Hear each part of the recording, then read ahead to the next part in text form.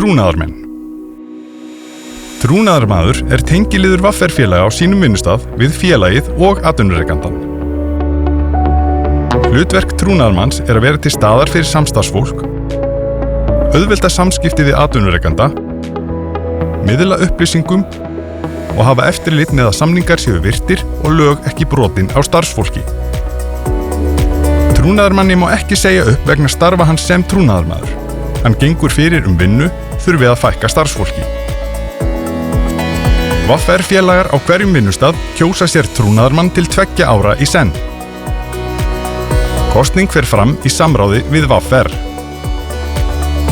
Allir vinnustaðir með 5 eða fleiri VR-félaga mega kjósa trúnaðarmann.